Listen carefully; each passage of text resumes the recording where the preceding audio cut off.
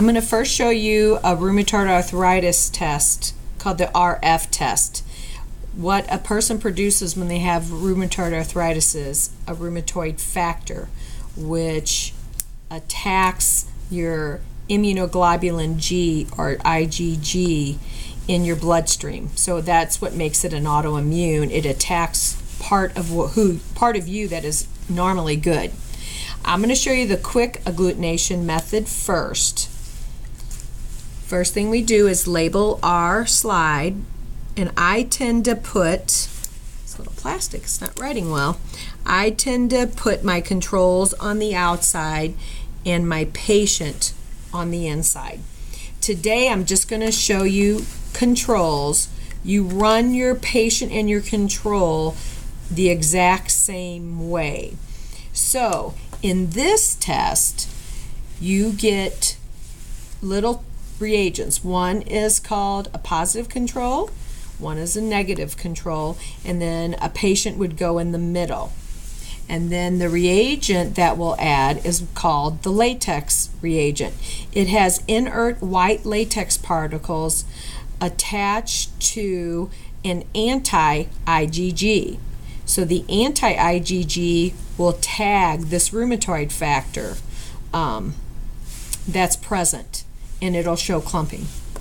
So the first thing we want to do is, and you should prime your droppers. I always tend to like my dropper bottles, wipe them off first so they drop free. I'm going to prime it over here on the side so I can I can suck it back up if it's too big and don't waste the reagent. This one didn't drop bad, so I'm going to not do the prime on this one. I'll just wipe off the top, and then I'll drop a negative control there. And then the second step, so we're looking to see if they have rheumatoid factor, and this is anti-IgG if it's in the patient. The positive control has it, the negative control doesn't have it. This is actually IgG attached to latex. I had said anti-IgG, but it's actually IgG. And so we'll add 1 drop, and that one fell okay, but I want to make sure it falls straight out and it doesn't run up the sides. And then I will take an applicator stick and I will spread it, try to spread it to fill the whole surface area if possible.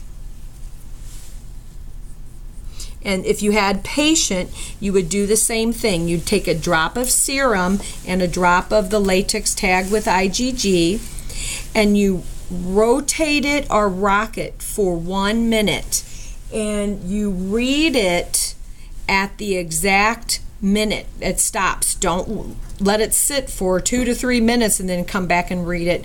On agglutination methods, you want to make sure you read them at the time stated in your procedure. And what you're going to notice when it's clumped, it's positive, and I can already see in the positive control you're starting to see white flecks. In the negative, when it's negative, it stays smooth and milky. And the other thing you'll notice, the milkiness begins to clear when it's positive. As those clumps start showing, the remaining fluid around it gets clearer, whereas in the negative control you see it stays milky. So when why I like my patient in the middle, I like to see which one it looks closest to. And if it's smooth and milky, I call it negative. If it's clumpy and it starts clearing, the other thing you'll notice, it gets this white rim around the edge. The clumpiness goes around the diameter. So this, an example, smooth and milky would be negative, clumpy with white flecks would be positive, and read it at the time stated, which is 1 minute.